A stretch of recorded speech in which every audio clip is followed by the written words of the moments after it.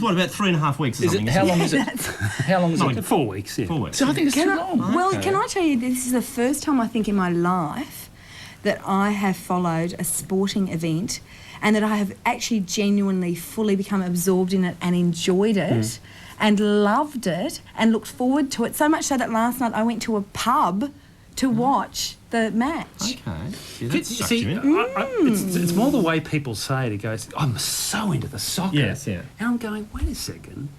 It's the world. It's the Olympics of soccer. And when the Olympics comes around, I'm into dressage. Yeah, Let me it's tell true. Because it's on a big stage. When people say, oh, gee, I'm into that soccer. But I'm soccer, into diving. I'm into mountain soccer biking. has... It's all, Tom, no. The main dose of soccer we get is the English League. And, you know, it's that drone on the weekend. It's, you know, it's Chelsea 0, Wolverhampton 0, etc. They're scoring goals I find now. it very simple. And you know what else I love about it? That you can sit and watch it with your boyfriend and he will talk to you in between. Oh, yes. That you sit and talk. It's a really social game on with a group of people in between the goals, which come with like incredible infrequency. What do you? Right, so in between you talk, people talk. Okay. You have a lovely time, and even I can follow. What are you saying? What do you talk about? They're saying the exact same thing. What are you talking about? The biggest problem is there aren't enough goals. I don't think it'll ever take off as a television sport because they can't get the ads. The SBS tried. Have we got the other evening? SBS had a crack at trying to squeeze some in. I for mine, it kind of ruined the flow of the game. Your player who was player in the middle.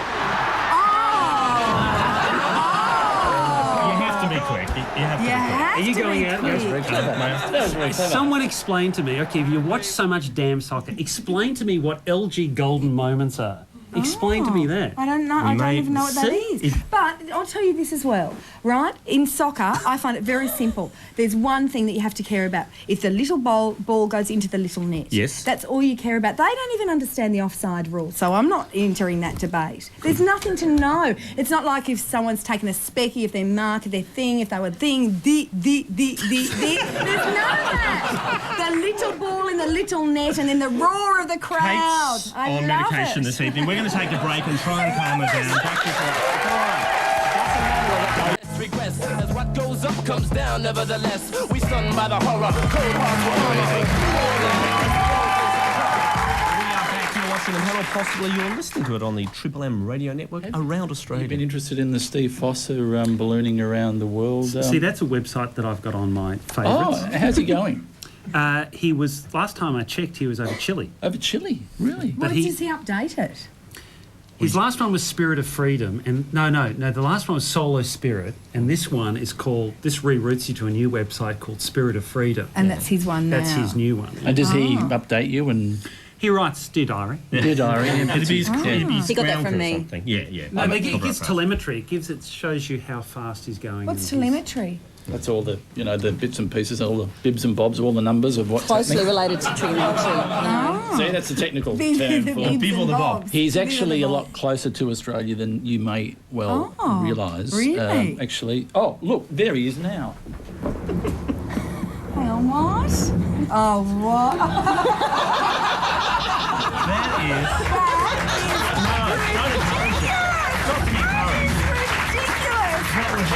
Look, he sits in that. Look, he sits bad weather. Look. Oh, no. He was... When do Do you want to have a go? No. Yeah, I do, yeah. How are you doing it? Oh, I see. How? all worked out. Hang on. Have you just rigged this up yourself with a fishing line? You know, and folks, a fan? when I'm going to get another job, and I'm out here and the folk out in that beautiful broom, and I'm getting the fish in their pot. You know, tell me I'm going to get another job. Well, is that going to work? In the breeze. Quickly, quickly. Is this still technically primetime television? That's ridiculous. Oh, my goodness. Good effort there by Steve Foster. Now we're going to see who's flying without a safety net, buddy. dear. Someone's little notes have blown away. We're going to have to introduce the yellow card Hey, system. Rob. Sorry, is that a bit Glenn, too much? Sorry. Glenn, get us up to speed on the Meg Lees and Natasha Stop to Spoil situation.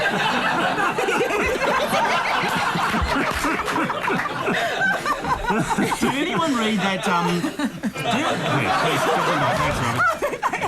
Did anyone read the Monkey Mire? You know the dolphins at Monkey Mire, big, huge tourist attraction. I always assumed, wrongly, obviously, that there was like a swarm of them. Yeah. You'd go out in the morning and the sea would just and be they come in boiling and with they're taking sardines from your hands. three. Three of them.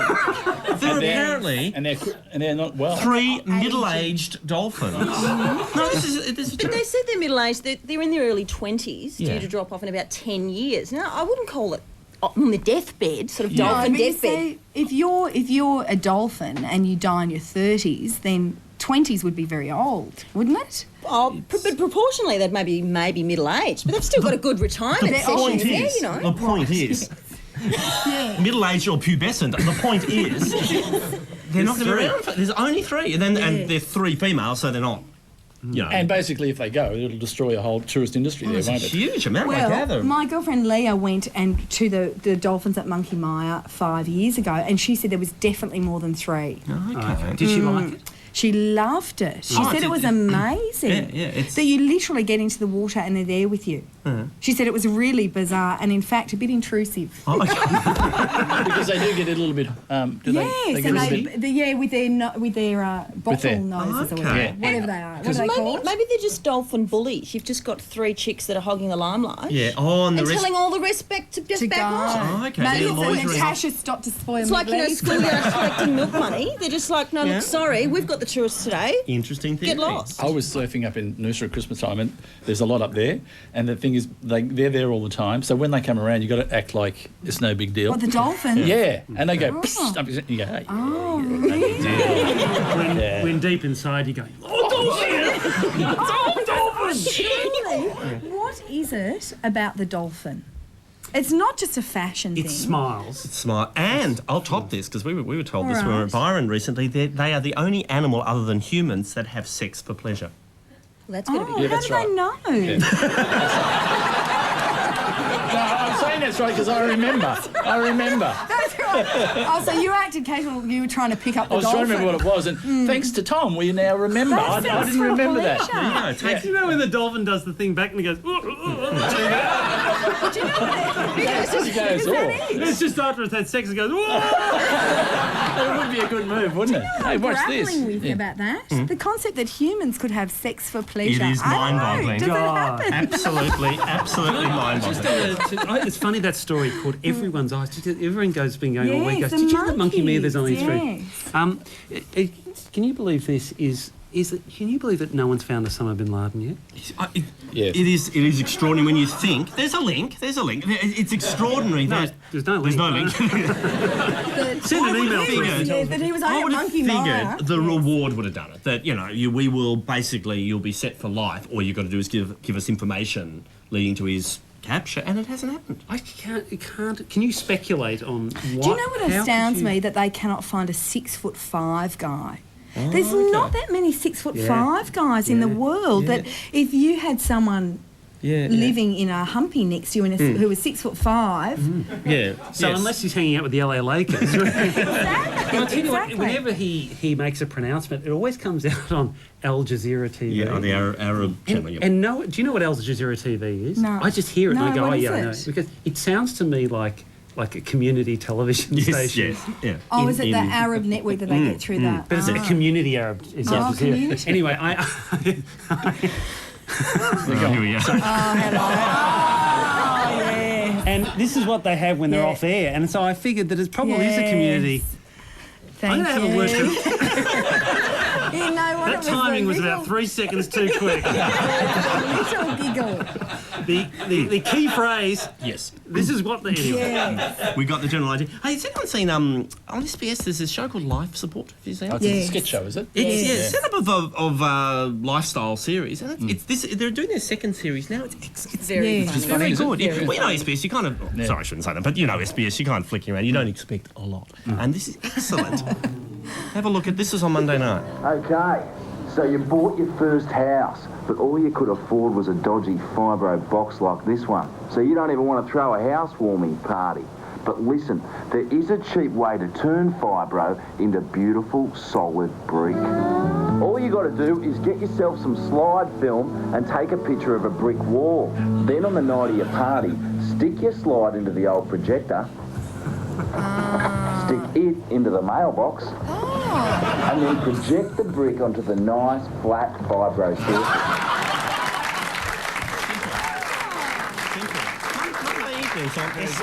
And I know we've got coming up after the break. We've got a guest that we're a little bit excited about because we're Jack Blake. But he hosted a recent awards program, as good as anyone's ever hosted. He got you know when I showed. Yes. Did you see the thing he did with Spider-Man? No, but you were telling me about this. Yeah, right. Yes. Everything he touches, he's got a bit of the Midas touch. But tell me again. He did spoofs on films. Did you see Panic Room? He did another one on Panic Room. No. Do you know the story of Panic Room? Yes. Jodie Foster's locked in a panic room, in her house. and she's got the closed circuit TV, and she's looking, and they're trying to get her out of it. And anyway, he did a spoof on that. We got it here? Have a look at this. Dude, it's time to pull out the big guns. Starship.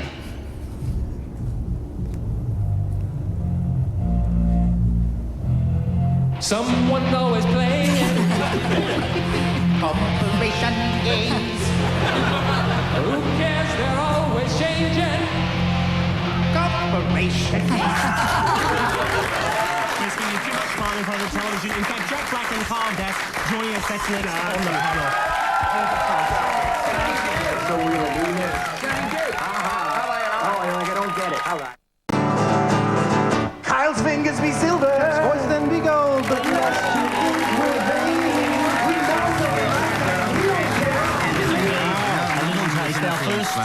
Our first two guests tonight, all the way from America, they're comic actors. We've seen them in heaps of stuff. Shallow Hal, High Fidelity TV, including a sadly short-lived cable series about two young men desperately trying to make it in the world of rock and roll. In fact, for those who haven't seen it, here's a little taste as the boys of Tenacious D try and write a hit song. We're taping, right? I'm not sure we got this on tape. Always record. Always record. Jack Black and Carl Tenacious D, the name of the band. Is there anything slightly autobiographical in Tenacious D and the notion of wanting to make it in rock and roll? No, nothing. Oh, okay. It's actually, it's strictly autobiographical. Everything then. Our names are the same. Yep. The events are the same, and the songs are, written by us. But is there anything autobiographical? Yeah, everything. Yeah.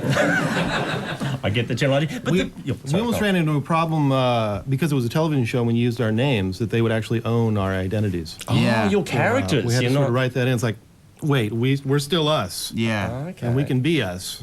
But HBO doesn't own us. Yeah. It was confusing. It is confusing. It is but the music industry seems very good at getting in on the jokes. You've opened for Pearl Jam and been in like Foo Fighters film clips and stuff, so they kind of get the joke. The bands, we like in the 70s, I think Cheech and Chong opened up for a lot of the big rock bands. We fit that kind of like little niche. But you really can play and you can write. And that's right. You're actually playing in Australia? Yes, we are, in fact. We're playing day after tomorrow, right? In Sydney. And then the next day we play here in Melbourne. Okay. At the Hi-Fi. You're sold out. Oh, it's sold out. Yeah. Don't try to get tickets. Don't even. Isn't it, and you must get asked this quite often, but the marriage of the music and the acting, does it mean that if you're in a band that sings songs that are amusing, that they don't get perceived as good songs as well? Yes. I don't know. Yes. Because this is actually a really good song. Yes, it is. But it's also an amusing song, so it goes into the territory of beyond novelty song. Right. But you guys are... You've never heard this before, have you? I think it's a good point you make, because we have some humor in our songs, people don't put us on that, Beethoven pedestal. They put us down here. They don't judge us in the same category as a Radiohead. Or Beatles. Yes. Yes, Because there is a lot of, novelty type singers like Weird Al Yankovic. But he's really, that's real kind He's actually of doing spoof. parody. Yes, and he's doing other people's. Yeah, parody. You're getting the cliches of rock and roll and still coming out with a great song out the other end of it. I think the more we analyze it, that's right. The more we analyze it, I think the less fun it is. Really. Yep. Yes. So let's not. No, let's let's not. Let's get fair enough. Actually, there's a couple of things I reckon at a dinner party that'd be pretty impressive to say. One would be I've climbed Mount Everest. The other would be I've had a small role in Seinfeld. You had a small role in Seinfeld. I guess so. You know, I felt that way while I was doing it. That it was sort of a classic show, and I was pretty nervous. Who and when and Can we how? have a little look at Kyle's? Do you have it? Oh yeah. What, they kick you out too? Yeah. They kicked us all out. You can dine out on that for a decade, I guess. Yes, I could dine out. You know, Kramer, he was, we did it a couple times, and he kept sort of moving me out of the thing. I was like, dude, this is my big shot here. What are you doing to me? Yeah, exactly. But he was actually very nice. And then I never asked for autographs, but I went up and I asked Kramer for an autograph, and then I asked Jerry for one, and he was like, oh, please. But he did it. Yeah. Why did you ask him for autographs? Yes. You don't believe in autographs. I normally don't, but that's how much And I then like those guys. you got sucked right in. I did. Right into the celebrity line. Vortex. I know. Hang on, when you say you don't believe in autographs, what does that mean? Does that mean if someone comes up and asks for Kyle Gass for his autograph, you won't give it? Oh, I don't know. It just seems kind of silly. I don't know. Have you ever asked anyone for their autograph? I think I asked John Malkovich back in my youth. I was a John Malkovich like freak. I kind of stalked him a little bit. And I waited. He was in a play on Broadway, and I waited outside, and I said, "Mr. Malkovich, first of all, can I just shake your hand, and then can I also get an autograph?" And he was already Was he faintly walking unsettled away. by that? What's that? Was he faintly unsettled by that? No, I think he was used to it. There was a small cult of John Malkovich, psychos. He was like the actor's actor. In college, everyone was just, he's but if gone. you guys were in the Actors Gang, Yes. was John Malkovich not involved with that? Or no, he was Steppenwolf or whatever, Steppenwolf. wasn't he? Oh, Yeah, that he was other rival. actors. Oh, Rival theatre you were group in rivals. Chicago. Oh, so You were guys- you in the Tim Robbins one? Yeah. From Los You Angeles, guys- yeah. There's a whole group of you. Like, here's my notes here. Ben Stiller. Yeah, what about him? Well, just that he was saying that you're giving him the shits lately, and just called earlier. I don't want you to be paranoid or anything. No, I'm not. No. Owen Wilson? Oh yeah, he's good. Yeah, he's funny. Yeah, Funny. he's formidable actor. Who do you think's better, Luke Wilson or Owen Wilson? Who was the guy in Meet the Parents? Luke is good too, though. Wait a second, did you see Rushmore? Yes. Yeah. Luke actually was pretty kick-ass. Who was Luke? Was he the boyfriend in that or the brother? He was the brother. Oh, okay, yeah. Do you know there's a lot of conversation. High Fidelity was about this, where and there's a vibe that runs through it, almost famous, and about putting everyone in the order of greatness in rock and roll. Yeah. There's a real people get it. You strike me as someone who's really got a clear idea of who's on the top of the tree of rock and roll and everyone. You know, people think that I have opinions like that because I was in High Fidelity and I played a character who was really knowledgeable about... Not just that. No, Really? just the general not vibe. just that. No, Yes, not I that. agree. Yeah. No, because it's knowledgeable about... Because Tenacious D, the song, is knowledgeable about rock and roll, full Right. stop. So I don't think it's just the film. Yeah. And I reckon that's a vibe that runs through a lot of pop culture these days. Yeah, Wayne's World. you want to, sort of... Give me a hierarchy. ranking. Yeah, where are we? Where are we in the No, list? who do you love? No, just in general, people like... Who do I love? It's like personal preference. You know, I love a lot of bands. I mean, when I was younger, I loved some embarrassing bands that I'm not going to admit to right now. Go on. Oh, come on. No one's watching. But I think everyone did when they were younger. Well, I was really into Styx. Do you remember Styx? With a Y. Sticks with a Y. Yeah. Yeah. They sang "Come Sail Away" and Was there Sticks with an I? A tribute band, I believe. It did. and I liked Journey, and then I liked some Ozzy Osbourne, Black Sabbath, and then somehow I got really into Bobby McFerrin, and then What? When I Billy first Joel met slipped Bobby in there McFerrin. somehow. Yeah, good. Don't worry, be happy. When I first met Jack, he was sort of singing like Bobby and banging his chest. Oh, really? Yeah. There's I was stalking Bobby McFerrin for a little while. That's it. Bobby McFerrin, that won the Grammy for Song of the Year that year. Yes. People forget that. Which one? Don't worry, Be Happy. I was into him way before that. You liked his early work. I liked him when he had a lot of indie cred. We're getting the wind up. Would we be able to prevail upon you to come back a little later as Tenacious D and Absolutely. perform with You the want a songs? taste? You want a these taste boys? of the D? A little later on. Kyle Gus, Jack Black, back with more.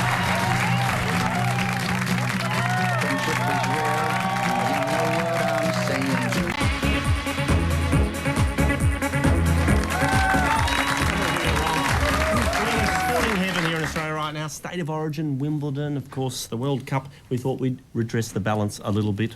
Our next guest is principal artist with the Australian Ballet. In fact, he's been with them for 20 odd years, all the way from Perth. 20. Please welcome Stephen Heathcote.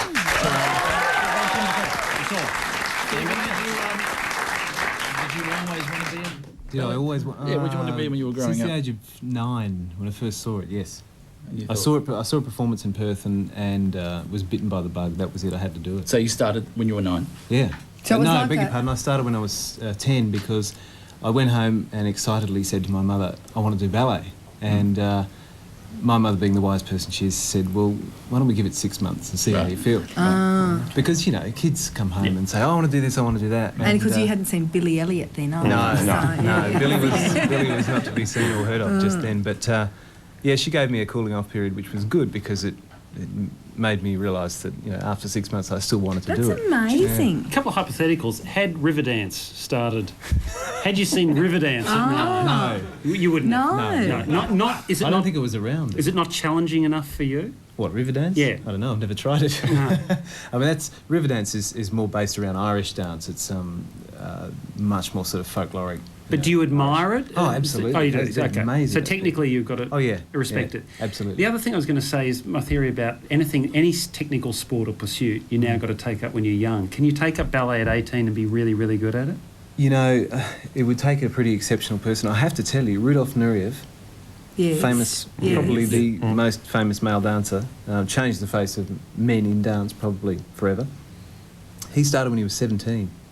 Okay. But, I mean, he was a freak. You know, he had this natural ability. Can I follow that up? What do you mean by... I'm always interested when people say, oh, he changed rock music or he changed... Yeah. Why did he change? Okay, probably pre-Nureyev there was the male dancer who acted as the partner or the prop, if you like, or the complementary element to the female dancer. So they didn't do much, did they not? They lifted a lot. They did, you know, solos and, you know, faffed around a bit. But It's a bit like Ken and Barbie. Yeah, exactly. You know, Ken sort of really didn't do much for the first few years. Yeah, Ken just did. He didn't have to Ken. He did until after he came into his own. They both get their legs behind their ears. Yes, so could Nureyev. Oh, okay. Apparently. So they just used to faff around in there, and then Nureyev made them. Well, you know, he brought an animal athleticism into the art, and I think a physicality that no one had ever seen before, and I think it just knocked people off their seats. So he's very manly. Yes. Was it a very manly? Yes, thing? I think he brought a maleness. And how long? What's the lifespan of a dancer? I reckon I've got a couple of weeks left, and I'll be. Really? You're late 30s? No, yeah, I'm 37. Look, I'm probably realistically, I'm probably in the last few years of my career. However, those... 37's amazing. You're like one of those dolphins up at Monkey Mine. I think it's a lot. Just slowly. Are you frisky? I've never got the ballet. A lot of ballets tell a story, and we've got a little bit of you in Spartacus, which I think you're doing at the moment. And so, if you're watching this now, and you know about ballet. Yep. You don't look like Russell Crowe there. As in, are you fighting? Are you? Is this? Well, you know, ballet's a funny art form because I mean we tell stories through movement, and it's a little bit like. It's a bit like watching silent movies. I mean, you're acting and you're portraying a role and a character and all of that, but there's no words in it. Yeah. So your character then was quite pissed off, wasn't it? Actually, damn, I really got that one wrong. What was happening? What was happening Because then? you came out, Were you injured? No. Did I look injured? No, I can't read. really worried. I know you say this. A couple of times I've been to the ballet and I can't understand it. Like, it's beautiful, but often I don't. So I look at that. Yeah, I can't work out. Like, unless the swan's. The swan's going to die. Like that, I can understand that, but that I don't. Yeah, so there are what some were you movements doing which are self-descriptive Yes. and others right, which are like, yes. what are they doing? That dance people know. Yeah. Can I ask you, is there a score? Is there a ballet physical score? You know, when you put up an opera or a... Yes, there is. There's a form of notation, and it's called choreology. Okay. And it's based around a 5-line stave, same as music. and there are symbols for various parts of the body. I don't know if there's symbols for all the parts of the Can body. I ask, did anyone here know that? I didn't. No, I didn't know that. I've often wondered Did any of the how cameramen know that? Because sometimes you hear that someone's doing a new ballet and they're doing a new interpretation of Yeah. it, but you think, oh, that's bizarre because... How would they remember? Yes. Yeah, I guess, it's like actors remembering lines. We remember movement. So an actor will use their I suppose, brain memory, their text memory, their word memory. We use our muscle memory through the entire body. So Swan Lake is written out as a score, for example. Well, Swan Lake's been through that many changes and rehashes and Spartacus is written out as a score. It is. Okay. It is. So in doing Spartacus, you could say, I'll stick to this, or I'm going to move my foot a bit to the left here. I have to say, when we're learning a new ballet, or indeed reproducing a ballet that we've done before, like Spartacus, it's not done from a choreologist's score, not a notating you score. It's make done. it up. It's reproduced by the choreographer himself. Oh, okay. In the case of Spartacus, it's Laszlo Seregi. He's a Hungarian guy who's now approaching 70-something, who came out and with his assistant. Does he show you if you're 70 and you're a choreologist? No. Do you don't demonstrate? No. No. Because I reckon it'd be good halfway through to start tap dancing. Yeah, that's... Well, no, because... But there's a bizarre thing about ballet because it's like torture for the body. Yeah, it's a weird art form. It's a funny art crippling form. because when I was studying acting, there was the ballet school on campus, and they had the ballet teacher, one of the old ballet teachers, used to go around on a walker, and you'd see this 15-year-old girls following her, and you would think, if I was following my teacher and I knew that was the way ahead for me, that I would end up on a walker, I would be thinking You twice. destroy your feet, don't you? I mean, well, the girls have a lot more problems with their feet. The guys don't have to go up on their full points. Right. The guys only ever go up on three-quarter toe. And have you ever... Is there a bit of ballet chauvinism there? Or apparently it was a male who invented the point shoes, so there is a bit of chauvinism for me. So boys never do that? No, very rarely. The only that. roles I've ever known of a boy wearing point shoes is in our production of the Cinderella, the Ugly Sisters. The two Ugly Sisters are guys in drag. Right, yes. Also, The Tales of Beatrix Potter, which was Yes, a film but the that little came out animals. years and years Yeah. ago in the 50s, I think. Okay. The frog was on point, and that was danced by a male. And the only other one is Botham in Midsummer Night's Dream. The donkey is danced by a male on point to look like hooves. I've got another one. Is Michael Jackson in the film clip of Billie Jean? He's on point. He is. Yeah, he does. Yeah, but he's got his hard shoes on. Oh, does Are he? you carrying any injuries at the moment? Or Oh, you're always carrying little niggling sort of soft tissue things. have you had anything happen mid-bleep? Opening night of Spartacus 12 years ago, I sprained my ankle in the first act in one of the fights, which was not a good look. Is there an understudy that literally, does the runner come on and take you? No, sadly you have to keep smiling and keep going. So you hobbled through the rest of the... Well, yeah, it wasn't a bad enough sprain to take me all the way off, but one of the other guys had to do my solo, that solo you saw a clip of before. Which in which you were portraying what? Okay, yeah, we Yes, roundabout we've come conversation. the whole way, yeah. That was the victory solo. Okay, we've just booted the Romans out of their own temple. Yes. And this is the victory dance, aren't we? Fabulous sort of rah-rah-rah thing. Okay. Yeah, so that was what that little segment Bit of a was. jump for joy, Yeah. but done with style. We were talking about it in the meeting during the week. Is it hard to pick up a girl, like, as in to do that one? Is there a trick to that one? Because I'd love to do it at a party or something. Or a bar. Is there a spot that you grab them, or...? In order to avoid a black eye, could need some private coaching. Okay. There are ways to do it and ways not to do it. But is there one, like, key trick that you... No. The key trick is not to grunt when you lift, because it's really offensive to your partner. But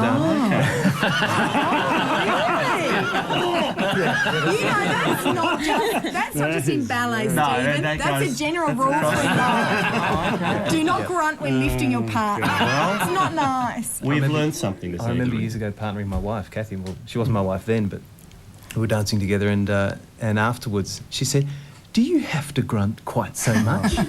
She was very offended. So I'm very conscious Was about that on that. stage? Yeah, yes, it was. Oh, you are outrageous. We have learned something tonight. Would you please thank Stephen Heathcote for sharing time with us. Back with more panel after this.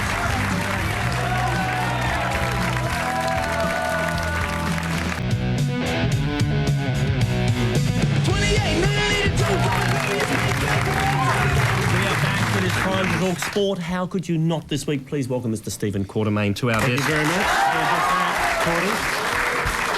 Before you begin, Explain to me LG Golden Moments on Channel 9 Soccer. What is it? Well, LG, of course, is an electronics company, is it not? And you've been watching soccer. Yeah. And then they go, now for time for LG Golden Moments. Is it A, B or C? And it's like one of those quizzes that I don't know what the question is. And what do they show you? Something that's happened? Three things. Three things. You pick the one you think is the best golden moment, I presume. Okay. And the then most golden. The most golden. The goldenest. The goldenest. Yeah. So then, see, I understand, Big Brother, you vote for someone you want to go. Now, then you vote for them. Then what happens?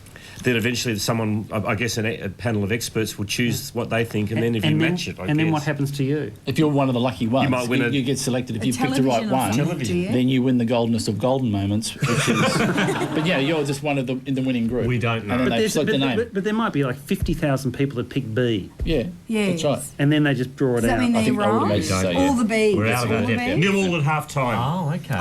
Between Brazil and Turkey. Oh, Well, in fact, there's a lot of nil-all at half-time. Like today in Sydney, New South Wales TAB had $450,000 on Brazil tonight. Okay. To win 99,000, and they had 200,000 on Brazil in the quarterfinal. Has he got a brother?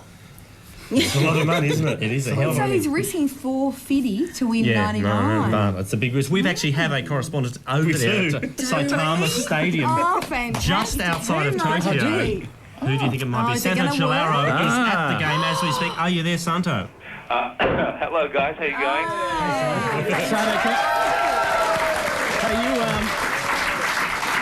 Are you on a public phone? Yeah, unfortunately, I'm on a public phone right in the only smoking area in the entire stadium. So Have you got? there's about 60,000 Japanese and 5,000 Turks smoking right around me at the moment. Have you got a lot of 20-cent pieces? Because it'd be costing you a fair bit, wouldn't it? No, things are really cheap in Japan. And In what fact, yesterday at the hotel, I think they struggle a little bit with the language. I asked whether I could send a fax, and the guy gave me an umbrella. I'm kind of struggling here. And Santo, can you explain to me LG Golden Moments? Well, I'm certainly not having one at the moment. I seriously am. How are you going over dying, there? of passive lung smoking cancer at the moment. And is the game exciting, Santo? It's a great one. It's fantastic. Brazil is really, really playing well, and it's the first time I've seen them since I've been here. And actually, Turkey's there's a bit of Turkish delight out on the field as well.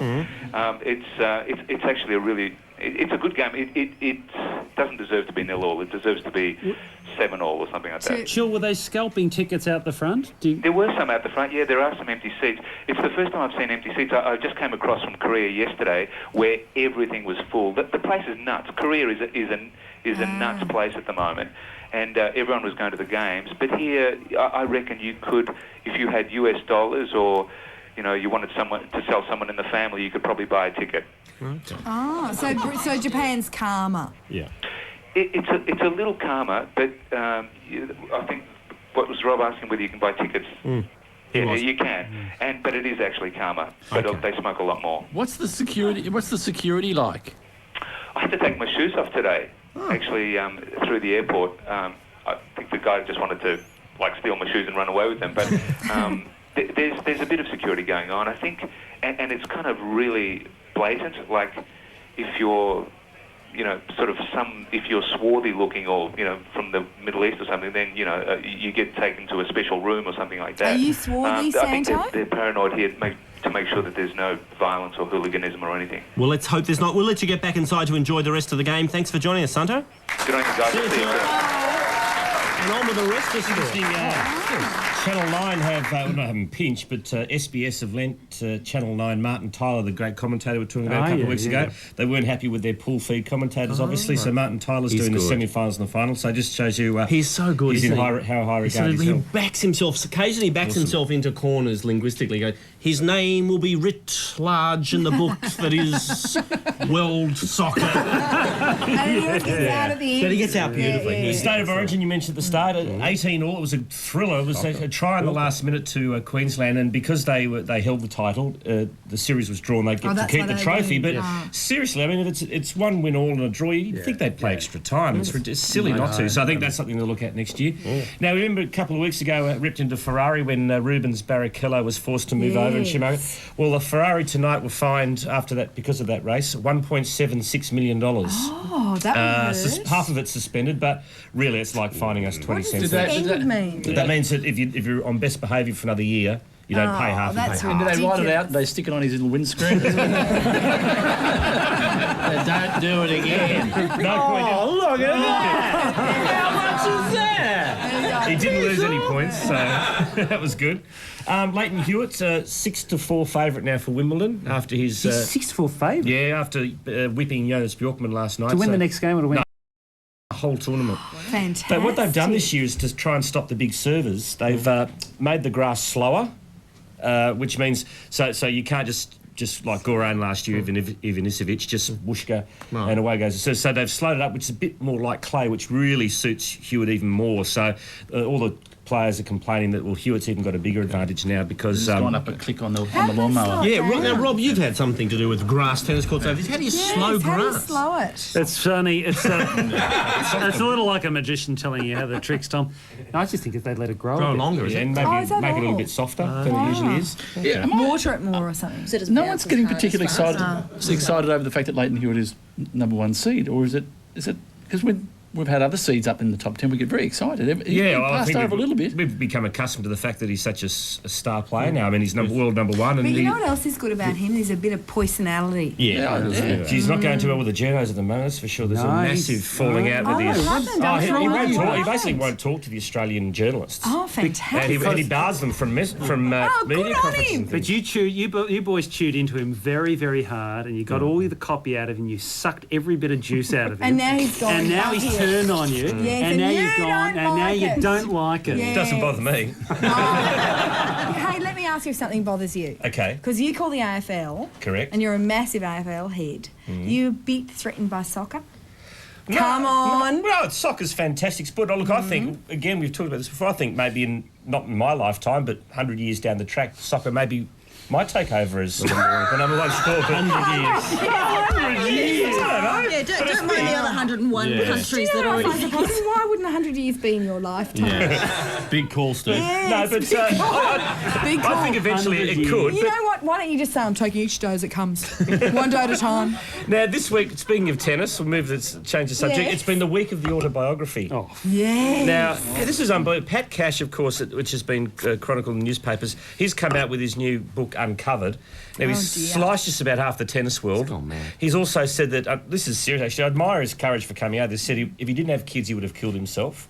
He admitted to taking cocaine, ecstasy, marijuana. But He's been in rehab clinics. Usually when these sports people write books, usually someone reads it on their behalf and kind of goes, I think we might just lose a couple of paragraphs. No one's done that. So I admire his courage, but just it surely can't have a positive he's tried to self-censor. There's one bit where he goes, Thomas Munster was to Queen's. He was having an affair with a very high-profile English person. And then a paragraph later he goes, I don't know what Sarah Ferguson saw in him.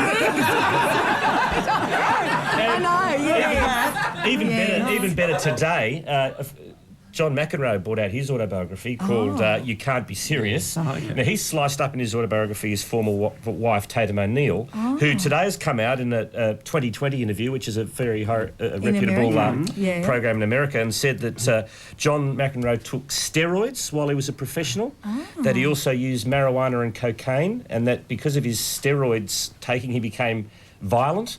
So it's getting very nasty over there between Gee, they're not missing, are they? They are fair income. A bit different to the Warwick Todd Diaries, isn't it? It keeps it interesting. It keeps it interesting. Autobiographies for a while got but were the boys, and we realised we boring. had to, and now, there's a part of me, surely there's a part of you that's gone, you know, if you were Pat Cash's best friend, you would have gone, hey, Pat, settle down. But there's a part of you that goes... I can't wait to read these books. Yeah, that's exactly right. He's just being honest. He's just being honest. You've got to admire that. Yes, and you get a very good glimpse at him, Whether but it's maybe to his that's not a detriment. good thing. Whether it's to his that's detriment, right, we'll because find I've out. sort of read it and I've gone, oh, poor Pat. We'll find out over the next 100 years. Would you please thank Mr. Steve Quartermain for joining us tonight? Back with more after this.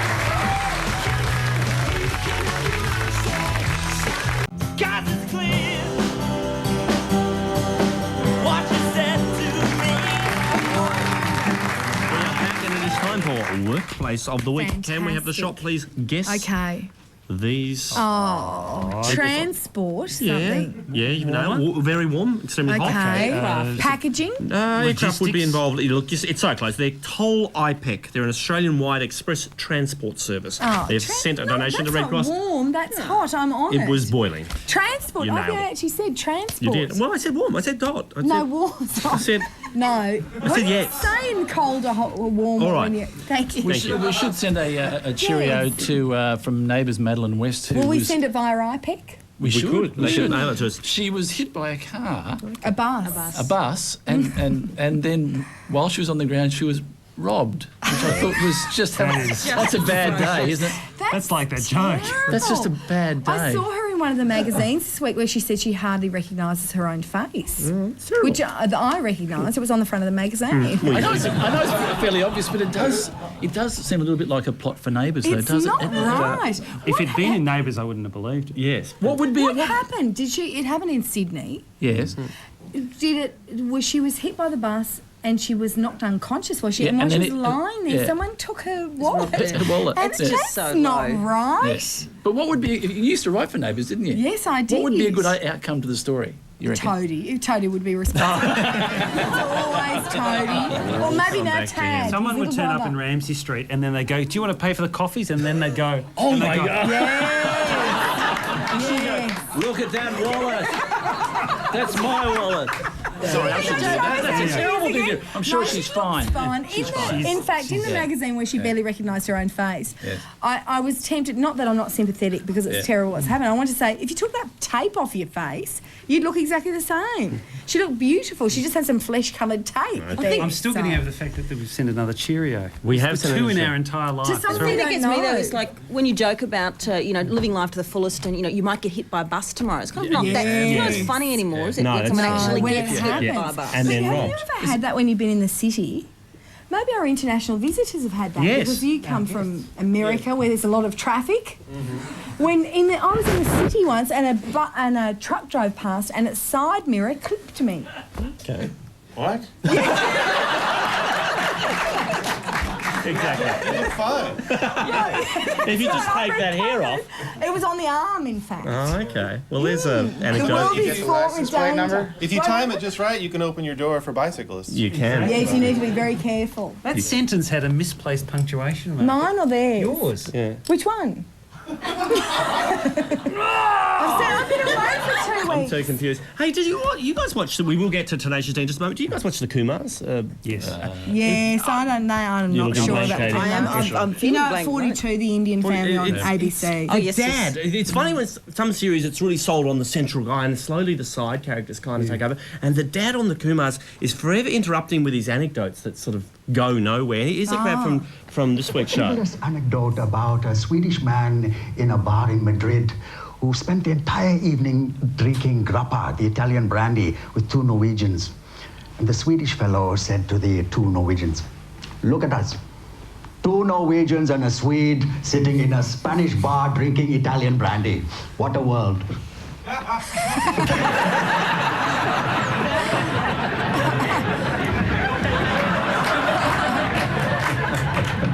And that's kind of it. Yes, that's it. I saw that and I had the same reaction to you. I'm going. It's just that goes nowhere. What's her name? Ulrika. Oh, the girl. I don't recognise the guests on the show because they're kind of they're so English. English show. yeah, and they're a bit sort of I below. have seen that. I didn't know what the name Do you was. know who that guest was? Did you know?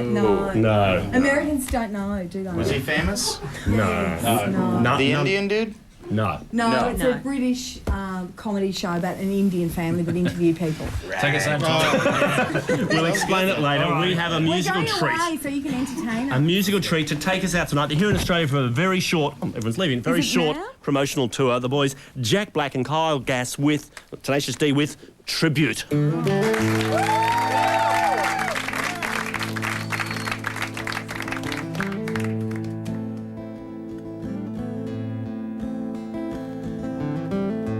This is the greatest and best song in the world. Tribute. A long time ago, me and my brother Kyle here, we was hitchhiking down a long and lonesome road.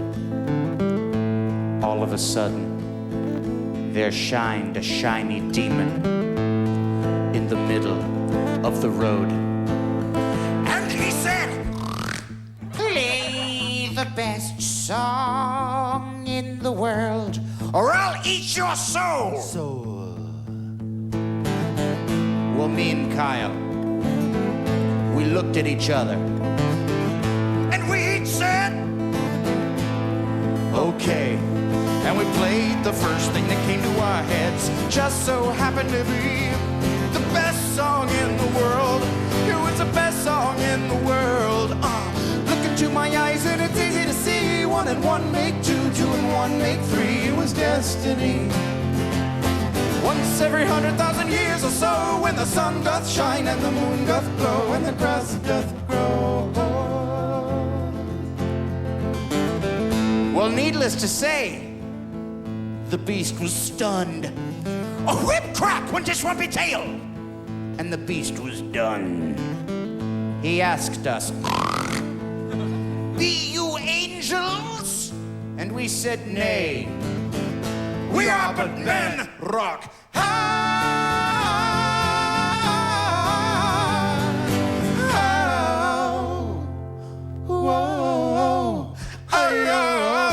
This is not the greatest song in the world, no. This is just a tribute. We couldn't remember the greatest song in the world, no, no. This is a tribute to the greatest song in the world, all right.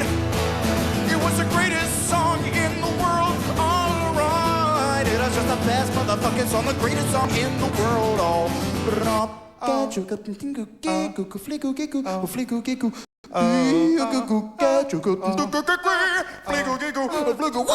Lucifer.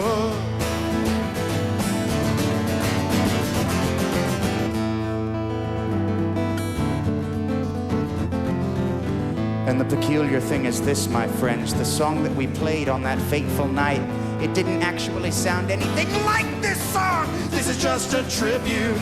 You gotta believe it, and I wish you were there. Just a matter of opinion.